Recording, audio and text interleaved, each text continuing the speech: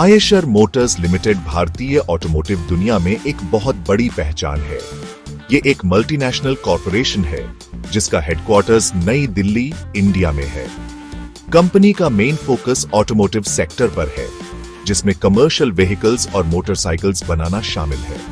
Eicher Motors को ज्यादातर लोग रॉयल एनफील्ड की पेरेंट कंपनी के तौर पर जानते हैं, जो एक मोटरसाइकिल ब्रांड है जिसकी एक शानदार विरासत और ग्लोबल अपील है। आयशर मोटर्स का सफर स्ट्रेटेजिक ग्रोथ और एक पक्की विजन की एक दिलचस्प कहानी है।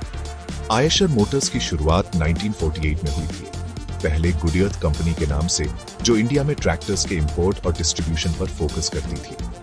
एक अहम मोड़ 1959 में आया जब Eicher tractor corporation of India limited बनी, जिससे आयशर ने मैन्युफैक्चरिंग में कदम रखा।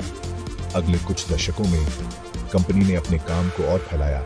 1986 में लाइट कमर्शियल व्हीकल सेगमेंट में कदम रखते हुए आयशर मोटर्स की एक कोर फिलॉसफी हमेशा से इंजीनियरिंग एक्सीलेंस और प्रोडक्ट क्वालिटी पर जोर देना रहा है। कमर्शियल व्हीकल सेक्टर में आयशर ट्रक्स और बसेस अपनी फ्यूल एफिशिएंसी और ड्यूरेबिलिटी के लिए जाने लगे। आयशर मोटर्स की मॉडर्न हिस्ट्री का सबसे डिफाइनिंग चैप्टर रॉयल एनफील्ड के साथ जुड़ने से शुरू हुआ।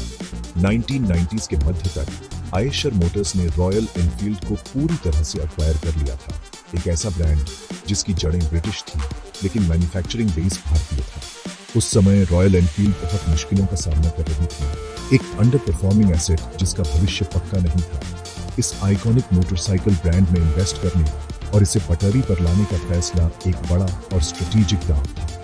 इस कदम ने आखिरकार आयशर मोटर्स को बदल दिया, कंपनी को इंटरनेशनल पहचान दिलाई। ये बदलाव मुख्य रूप से रॉयल एनफील्ड मोटरसाइकिल्स के शानदार वापसी की वजह से हुआ। आयशर मोटर्स ने एग्रीकल्चरल मशीनरी पर फोकस के साथ शुरुआत की। जर्मन ट्रैक्टर मैन्युफैक्चरर GEBR आइकर के साथ मिलकर इस कोलैबोरेशन से टेक्नोलॉजी और इंजीनियरिंग एक्सपर्टीज मिली, जिससे इंडियन ट्रैक्टर मार्केट में एक मजबूत पकड़ बनी। कमर्शियल व्हीकल्स में जाना इसकी कैपेबिलिटीज का एक नेचुरल एक्सटेंशन था, जो एक डेवलप हो रहे देश की बढ़ती ट्रांसपोर्टेशन जरूरतों को पूरा कर रहा था। रॉयल एनफील्ड दूसरी तरफ, उसकी विरासत बहुत पुरानी और अलग है, जिसे पहली बार 1893 में रेडिच, वर्सेस्टरशायर, इंग्लैंड की एनफील्ड साइकिल कंपनी लिमिटेड ने इस्तेमाल किया था। उन्होंने 1901 में मोटरसाइकिल्स बनाना शुरू किया, जिससे रॉयल एनफील्ड लगातार प्रोडक्शन में रहने वाले सबसे पुराने मोटरसाइकिल ब्रांड्स में से एक बन गया। आइकॉनिक बुलेट मॉडल, जो पहली बार 1932 में बना, एक लेजेंड बन गया, जिसे दोनों वर्ल्ड वॉर्स के दौरान ब्रिटिश मिलिट्री ने खूब इस्तेमाल किया। रॉयल एनफील्ड का भारतीय चैप्टर 1949 में शुरू हुआ, जब मैड्रास मोटर्स ने रॉयल एनफील्ड मोटरसाइकिल्स को इंडिया में इंपोर्ट करना शुरू किया। 1955 तक भारत सरकार ने अपनी पुलिस और आर्मी के जवानों के लिए रॉयल एनफील्ड बुलेट को चुना। इस डिमांड को पूरा करने के लिए मैड्रास मोटर्स ने रॉयल एनफील्ड यूके के साथ मिलकर एनफील्ड इंडिया बनाई, जो मद्रास, अब चेन्नई के पास तिरुवोटियूर में एक फैक्ट्री में बुलेट मोटरसाइकिल्स असेंबल करती थी। 1962 तक एनफील्ड इंडिया पूरी मोटरसाइकिल देश में ही बना रही थी। British parent company Enfield cycle company limited को फाइनेंशियल मुश्किलों का सामना करना पड़ा और आखिरकार 1971 में बंद हो गई।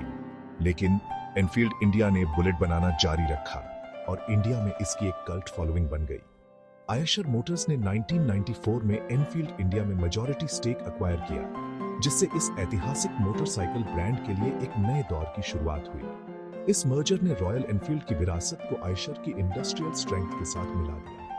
ब्रांड को उसकी यूनिक धुक-धुक आवाज और क्लासिक डिजाइन के लिए पसंद किया जाता था। इस एक्विजिशन ने रॉयल एनफील्ड के रिवाइवल का मंच तैयार किया।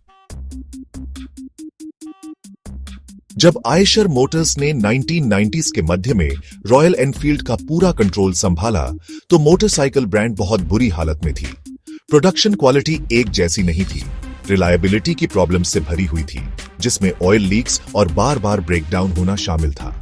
तिरुवोटियूर की मैन्युफैक्चरिंग फैसिलिटी पुरानी हो चुकी थी, जिससे प्रोडक्टिविटी कम और मैन्युफैक्चरिंग कॉस्ट्स ज्यादा थी। ब्रांड को जापानीज मैन्युफैक्चरर्स की नई, ज्यादा रिलायबल और फ्यूल एफिशिएंट मोटरसाइकिल्स से कंपीट करने में स्ट्रगल करना पड़ रहा था। फाइनेंशियली रॉयल एनफील्ड को बहुत नुकसान उठा रही थी, सेल्स तेजी से घट रही थी और हर साल भारी घाटा हो रहा था। आयशर मोटर्स के मैनेजमेंट में कई लोग मोटरसाइकिल डिवीजन को बंद करने की सोच रहे थे। लगातार क्वालिटी प्रॉब्लम्स की वजह से ब्रांड इमेज खराब हो गई थी और युवा पीढ़ी मोटरसाइकिल्स को पुराने जमाने की ओर भरोसे के लायक नहीं समझती थी। डीलर नेटवर्क कमजोर था और प्रोडक्ट लाइनअप रुका हुआ था। बुलेट में दशकों से कोई खास अपडेट्स नहीं हुए थे। नए मॉडल्स लाने की कोशिशें ज्यादातर मार्केट का इंटरेस्ट खींचने में फेल रहीं। कोर कस्टमर बेस बूढ़ा हो रहा था और नए युवा बायर्स को अट्रैक्ट करना लगभग नामुमकिन चुनौती साबित हो रहा था। कंपनी गिरती सेल्स, खराब क्वालिटी और फाइनेंशियल लॉसेस के कभी न खत्म होने वाले चक्कर में फंसी हुई थी। इसके अलावा रॉयल एनफील्ड के अंदर का ऑपरेशनल कल्चर बदलाव को अपनाने को तैयार नहीं था। एक तरह की सुस्ती और एम्प्लॉई का मॉरल कम था। वर्कफोर्स ट्रेडिशनल मैन्युफैक्चरिंग तरीकों में स्किल्ड थी, लेकिन मॉडर्न टेक्निक्स की ट्रेनिंग की कमी थी। सप्लाई चेन इनएफिशिएंट और अक्सर अनरिलायबल थी। रॉयल एनफील्ड अतीत की निशानी बनने की कगार पर थी, जिसे बड़े बदलाव और विजनरी लीडरशिप की जरूरत थी। इसे बचने और आखिरकार सक्सेस पाने के लिए एक नया रास्ता चाहिए था। रॉयल एनफील्ड के टर्न अराउंड की कहानी सिद्धार्थ लाल से पूरी तरह से जुड़ी हुई है, जो आयशर मोटर्स के फाउंडर विक्रम लाल के बेटे हैं। सिद्धार्थ लाल ने 1990s के आखिर में आयशर बोर्ड ज्वाइन किया और स्ट्रगलिंग रॉयल एनफील्ड डिवीजन में गहरी दिलचस्पी दिखाई। एक ऐसे समय में जब कई लोग इसे बंद करने की सलाह दे रहे थे, लाल ने इसमें अनदेखी पोटेंशियल देखी। उन्हें रॉयल एनफील्ड ब्रांड की असली ताकत पर विश्वास था। 2000 में सिद्धार्थ लाल को रॉयल एनफील्ड को लीड करने की जिम्मेदारी दी गई। उन्होंने आयशर के कई दूसरे बिजनेसेस, जिसमें उसका प्रॉफिटेबल ट्रैक्टर डिवीजन भी शामिल था, से पैसा निकालने का बड़ा फैसला किया ताकि कमर्शियल व्हीकल्स और मोटरसाइकिल्स पर फोकस किया जा सके। यह फैसला कंट्रोवर्शियल था, लेकिन रॉयल एनफील्ड को फिर से खड़ा करने के लिए रिसोर्सेज और मैनेजमेंट अटेंशन देने के लिए जरूरी था। लाल की शुरुआती स्ट्रेटजी रॉयल एनफील्ड के कोर एसेंस को बनाए रखते हुए उसकी बड़ी कमजोरियों को दूर करना था। सबसे पहली प्रायोरिटी प्रोडक्ट क्वालिटी, रिलायबिलिटी और मैन्युफैक्चरिंग इनएफिशिएंसीज की बुनियादी समस्याओं को ठीक करना था। उन्होंने फैक्ट्री में काफी समय बिताया, इंजीनियर्स, वर्कर्स और कस्टमर से बात की ताकि समस्याओं की जड़ को समझा जा सके। लाल ने महसूस किया कि रॉयल एनफील्ड मोटरसाइकिल्स को ज्यादा लोगों, खासकर युवा राइडर्स के लिए एक्सेसिबल और डिजायरेबल बनाने की जरूरत है। इसमें मौजूदा मॉडल्स में स्ट्रेटेजिक सुधार करना शामिल था ताकि परफॉर्मेंस बेहतर हो, वाइब्रेशंस कम हो और ओवरऑल राइड क्वालिटी अच्छी हो। लाल का विजन रॉयल एनफील्ड को एक स्ट्रगलिंग निच मैन्युफैक्चरर से मिड साइज मोटरसाइकिल सेगमेंट में एक प्रॉफिटेबल ग्लोबल ब्रांड में बदलना था। उनकी लीडरशिप की पहचान एक क्लियर फोकस, कड़े फैसले लेने की हिम्मत और ब्रांड की पोटेंशियल में अटूट विश्वास थी। इसने एक शानदार बदलाव का मंच तैयार किया। लाल के डिसिप्लिन्ड अप्रोच ने डिसिप्लिन्ड एक्शन को जन्म दिया, जिससे टर्न अराउंड हुआ। रॉयल एनफील्ड के टर्न अराउंड का एक सबसे अहम हिस्सा था अपने प्रोडक्ट्स को बेहतर बनाने पर लगातार फोकस करना। सिद्धार्थ लाल और उनकी टीम ने रिसर्च और डेवलपमेंट में बड़ा इन्वेस्टमेंट शुरू किया। एक बड़ा कदम यूनिट कंस्ट्रक्शन इंजन (यूसीई) का डेवलपमेंट था, जिसे 2008 में इंट्रोड्यूस किया गया। इस नए इंजन प्लेटफॉर्म ने इंजन और गियरबॉक्स को एक ही यूनिट में मिला दिया, जिससे ऑयल लीक्स काफी कम हो गए और रिलायबिलिटी और परफॉर्मेंस बेहतर हुई। डिजाइन अपग्रेड सोच समझकर किए गए ताकि मोटरसाइकिल्स का अपील बढ़े और मौजूदा कस्टमर बेस भी नाराज ना हो। 2009 में क्लासिक 350 और क्लासिक 500 मॉडल्स का लॉन्च एक मास्टर स्ट्रोक था, जिसमें post war British motorcycle styling की झलकियां थी। ये मॉडल्स ट्रेडिशनल शौकीनों और राइडर्स की नई पीढ़ी दोनों को बहुत पसंद आए। मैन्युफैक्चरिंग प्रोसेसेस में पूरी तरह से बदलाव किया गया। पुराने तिरुवोटियर प्लांट को मॉडर्नाइज किया गया और नई मशीनरी और प्रोडक्शन टेक्निक्स लाए गए। आयशर मोटर्स ने चेन्नई के पास औरंगाबाद में एक बिल्कुल नई state of the art manufacturing facility में इन्वेस्ट किया, जिसने 2013 में काम करना शुरू किया। इस प्लांट में मॉडर्न असेंबली लाइंस और कड़े क्वालिटी कंट्रोल मेजर्स अपनाए गए, जिससे प्रोडक्शन कैपेसिटी काफी बढ़ गई और कंसिस्टेंट बिल्ड क्वालिटी सुनिश्चित हुई। इंजन और डिजाइन के अलावा दूसरे क्रिटिकल कंपोनेंट्स को बेहतर बनाने पर भी ध्यान दिया गया, जैसे बेहतर ब्रेकिंग सिस्टम्स, इंप्रूव्ड सस्पेंशन और ज्यादा रिलायबल इलेक्ट्रिकल सिस्टम्स। कंपनी ने कस्टमर फीडबैक को ज्यादा ध्यान से सुनना शुरू किया और उसे प्रोडक्ट लाइनअप में लगातार सुधार करने के लिए इस्तेमाल किया। फोकस ऐसी मोटरसाइकिल्स बनाने पर था जो सिर्फ चाहत की चीज न हो, बल्कि डेली चलाने में प्रैक्टिकल और एंजॉयबल भी हो। प्रोडक्ट डेवलपमेंट के इस होलिस्टिक अप्रोच ने रॉयल एनफील्ड की इमेज को एक प्रॉब्लमैटिक क्लासिक से एक डिजायरेबल मॉडर्न क्लासिक में बदलने में अहम भूमिका निभाई। नई इंजन टेक्नोलॉजी और मॉडर्न मैन्युफैक्चरिंग फैसिलिटीज में इन्वेस्टमेंट ने प्रोडक्ट को बदल दिया। इंजीनियरिंग एक्सीलेंस के इस कमिटमेंट ने कस्टमर्स का भरोसा फिर से बनाया। सिद्धार्थ लाल समझते थे कि रॉयल एनफील्ड सिर्फ एक मोटरसाइकिल से कहीं ज्यादा थी। यह एक लाइफस्टाइल, लीजर मोटरसाइकिलिंग का पैशन और एक कम्युनिटी की भावना को दिखाती थी। टर्न अराउंड स्ट्रेटजी का एक अहम हिस्सा ब्रांड के इस पहलू को और बढ़ाना और संवारना था। रॉयल एनफील्ड ने राइडिंग के कल्चर को एक्टिव रूप से प्रमोट करना शुरू किया। कई राइडिंग इवेंट्स, टूर्स और फेस्टिवल्स ऑर्गेनाइज और सपोर्ट किए। राइडर मेनिया जैसे इवेंट्स, जो रॉयल एनफील्ड ओनर्स का सालाना जलसा होता है, बहुत पॉपुलर हुए, जिससे राइडर्स के बीच दोस्ती और अपनेपन की भावना मजबूत हुई। कंपनी ने एक यूनिक ब्रांड नैरेटिव बनाने में इन्वेस्ट किया, जिसमें रॉयल एनफील्ड की शानदार विरासत, ब्रिटिश जड़ों और एडवेंचर और एक्सप्लोरेशन के साथ उसके पुराने जुड़ाव पर जोर दिया गया। मार्केटिंग कैंपेन्स ने स्टोरी टेलिंग पर फोकस किया, सिर्फ टेक्निकल स्पेसिफिकेशंस के बजाय प्योर मोटरसाइकिलिंग की खुशी को दिखाया।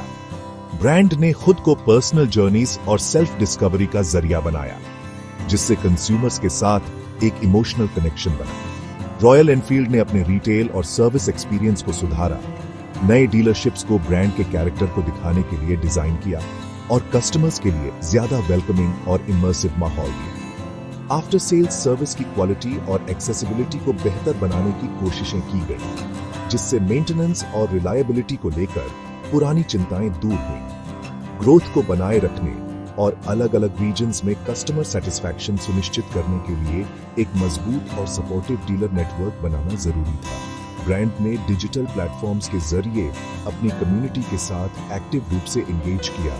सोशल मीडिया का इस्तेमाल राइडर से जुड़ने, कहानियां शेयर करने और इवेंट्स प्रमोट करने के लिए किया।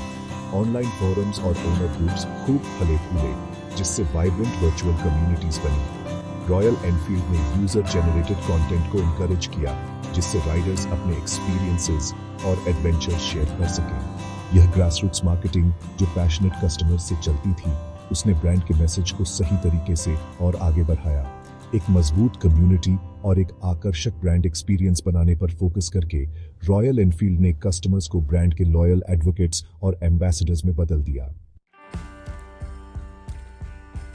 सिद्धार्थ लाल के नेतृत्व में टर्न अराउंड स्ट्रेटजी के नतीजे शानदार से कम नहीं थे। रॉयल एनफील्ड की सेल्स फिगर्स लगातार बढ़ने लगी।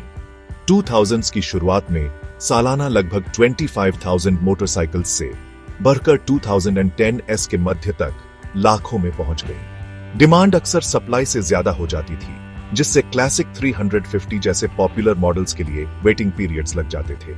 इस जबरदस्त सेल्स ग्रोथ ने रॉयल एनफील्ड को एक घाटे वाली कंपनी से आयशर मोटर्स के लिए प्राइमरी प्रॉफिट इंजन में बदल दिया। यह सक्सेस सिर्फ इंडियन मार्केट तक सीमित नहीं थी।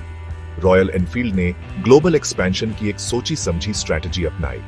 इसने उन इंटरनेशनल मार्केट्स को टारगेट किया जहां classic styled mid size motorcycles की चाहत थी, और north America, Europe, Latin America और साउथ ईस्ट एशिया जैसे की मार्केट्स में अपनी डायरेक्ट प्रेजेंस बनाई। रॉयल एनफील्ड मोटरसाइकिल्स की बेहतर क्वालिटी, आकर्षक डिजाइन्स और कंपेटिटिव प्राइसिंग इंटरनेशनल कस्टमर्स को पसंद आई। ब्रांड ने दुनिया भर में काफी ट्रैक्शन हासिल करना शुरू कर दिया, मिड साइज सेगमेंट में एस्टैब्लिश्ड प्लेयर्स को चुनौती देते हुए। आयशर मोटर्स की फाइनेंशियल परफॉर्मेंस ने रॉयल एनफील्ड की अविश्वसनीय वापसी को दिखाया। कंपनी की मार्केट कैपिटलाइजेशन आसमान छू गई। हिमालयन और 650 ट्विंस जैसे मॉडल्स की सक्सेस ने रॉयल एनफील्ड की पोजीशन को देश और विदेश दोनों जगह और मजबूत किया। टर्न अराउंड का ब्रांड की इमेज पर भी गहरा असर पड़ा। इसे एक पुरानी और अनरिलायबल मोटरसाइकिल से कूल रेट्रो स्टाइल और एक्सेसिबल एडवेंचर के सिंबल में बदल दिया। ब्रांड ने लॉयल शौकीनों के बीच अपनी अपील बनाए रखते हुए युवा डेमोग्राफिक को सक्सेसफुली अट्रैक्ट किया। रॉयल एनफील्ड ने दुनिया भर में कई अवार्ड्स और सम्मान जीते। बिजनेस ट्रांसफॉर्मेशन और ब्रांड रिवाइवल में एक मशहूर केस स्टडी बन गई। क्वालिटी और ब्रांड इथोस बनाए रखते हुए प्रोडक्शन को स्केल करने की क्षमता टर्न अराउंड प्लान के डिसिप्लिन्ड एग्जीक्यूशन का सबूत थी। इस सक्सेस ने रिसर्च और डेवलपमेंट, नए प्रोडक्ट प्लेटफॉर्म्स और मैन्युफैक्चरिंग कैपेसिटी के विस्तार में और इन्वेस्टमेंट्स करने की इजाजत दी। आयशर मोटर्स के तहत रॉयल एनफील्ड के शानदार टर्न अराउंड से कई की लर्निंग सामने आती है। सबसे पहले और सबसे जरूरी है फोकस्ड लीडरशिप का महत्व। सिद्धार्थ लाल का ब्रांड में अटूट विश्वास और रॉयल एनफील्ड पर कंसंट्रेट करने के लिए दूसरे बिजनेसेस से डाइवेस्ट करने जैसे कड़े स्ट्रेटेजिक फैसले लेने की उनकी इच्छा बहुत अहम थी। इस अकेले फोकस ने कंपनी को अपनी सारी एनर्जी और रिसोर्सेज मोटरसाइकिल डिवीजन को रिवाइव करने में लगाने दी। एक और जरूरी सीख है ऑथेंटिक ब्रांड पोजिशनिंग और स्टोरी टेलिंग की ताकत। रॉयल एनफील्ड ने अपनी विरासत और यूनिक कैरेक्टर को अपनाया, प्योर मोटरसाइकिलिंग और कम्युनिटी के इर्द गिर्द एक कहानी बनाई। यह उन कंज्यूमर्स को बहुत पसंद आया जो सिर्फ ट्रांसपोर्टेशन से ज्यादा कुछ चाहते थे, एक एक्सपीरियंस और एक कनेक्शन ढूंढ रहे थे। प्रोडक्ट क्वालिटी और कंटिन्यूअस इंप्रूवमेंट पर जोर देना फंडामेंटल था, जिसने पुरानी रिलायबिलिटी इश्यूज को ठीक किया। नई engine technology, modern manufacturing facilities और कड़े क्वालिटी कंट्रोल प्रोसेसेस में इन्वेस्टमेंट ने प्रोडक्ट को बदल दिया। इंजीनियरिंग एक्सीलेंस के इस कमिटमेंट ने कस्टमर्स का भरोसा फिर से बनाया और फ्यूचर ग्रोथ के लिए एक मजबूत नींव रखी। कस्टमर एक्सपीरियंस और कम्युनिटी बिल्डिंग के महत्व पर भी जोर दिया गया। एक मजबूत राइडिंग कल्चर को बढ़ावा देकर और इवेंट्स और डिजिटल प्लेटफॉर्म्स के जरिए कस्टमर्स से एंगेज करके रॉयल एनफील्ड ने एक लॉयल फॉलोइंग बनाई। ये ब्रांड एडवोकेट्स दमदार मार्केटर्स बन गए, जिन्होंने ब्रांड के साथ गहरे इमोशनल रिश्ते बनाए। कस्टमर एंगेजमेंट के इस होलिस्टिक अप्रोच ने एक न रुकने वाली मोमेंटम बनाई। ये लर्निंग्स किसी भी बिजनेस के लिए जो लंबे समय तक सक्सेस पाना चाहता है, कीमती सबक देती है। 2025 तक रॉयल एनफील्ड एक मजबूती से उभरा हुआ ग्लोबल ब्रांड है। इसने मॉडर्न ऑटोमोटिव मार्केट की मुश्किलों का सफलतापूर्वक सामना किया है। इंडिया में मिड साइज मोटरसाइकिल सेगमेंट में दबदबा बनाया है और कई इंटरनेशनल मार्केट्स में काफी अच्छी पकड़ बना ली है। प्रोडक्ट पोर्टफोलियो फैल गया है, जिसमें अलग अलग राइडिंग प्रेफरेंसेस को पूरा करने वाली कई मोटरसाइकिल्स शामिल हैं। 650 सीसी ट्विन सिलेंडर इंजन और हिमालयन में हाल ही में आए 450 सीसी लिक्विड कूल्ड इंजन जैसे नए प्लेटफॉर्म्स का इंट्रोडक्शन इसकी बढ़ती हुई इंजीनियरिंग कैपेबिलिटीज को दिखाता है। आयशर मोटर्स पेरेंट कंपनी के तौर पर रॉयल एनफील्ड की सक्सेस से बहुत ज्यादा फायदे उठाए हैं। मोटरसाइकिल डिवीजन आयशर के रेवेन्यू और प्रॉफिटेबिलिटी में प्राइमरी कंट्रीब्यूटर है। कंपनी का रॉयल एनफील्ड पर फोकस करने और भारी इन्वेस्टमेंट करने का स्ट्रेटेजिक फैसला बहुत अच्छा नतीजा दिया है। आयशर मोटर्स अब ग्लोबल मोटरसाइकिल इंडस्ट्री में एक मेजर प्लेयर के रूप में पहचानी जाती है और उसकी मार्केट वैल्यूएशन इस शानदार बदलाव को दिखाती है।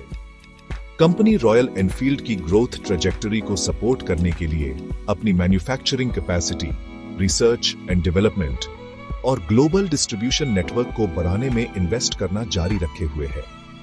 यह सफर विजनरी लीडरशिप और स्ट्रेटेजिक एग्जीक्यूशन का सबूत है। रॉयल एनफील्ड की मौजूदा स्थिति मजबूती और लगातार आगे बढ़ने की चाहत वाली है, जो फ्यूचर टेक्नोलॉजीज, जिसमें इलेक्ट्रिक व्हीकल प्लेटफॉर्म्स भी शामिल हैं, पर एक्टिव रूप से काम कर रही है। फोकस ऐसी मोटरसाइकिल्स बनाने पर बना हुआ है जो इंगेजिंग, एक्सेसिबल हो और एडवेंचर की भावना जगाएं। रॉयल एनफील्ड राइडर्स की ग्लोबल कम्युनिटी लगातार BRH रही है, जो ब्रांड की यूनिक विरासत और राइडिंग कल्चर के लिए कॉमन पैशन से चलती है। यह मजबूत कम्युनिटी ब्रांड के चारों ओर एक पावरफुल मोट की तरह काम करती है। अंत में आयशर मोटर्स द्वारा रॉयल एनफील्ड के रिवाइवल की कहानी कॉर्पोरेट टर्न अराउंड का एक लैंडमार्क केस है, जो दिखाता है कि कैसे एक शानदार विरासत वाली कंपनी को फोकस्ड लीडरशिप, स्ट्रेटेजिक इन्वेस्टमेंट्स और कस्टमर की इच्छाओं की गहरी समझ के जरिए फिर से जिंदा किया जा सकता है।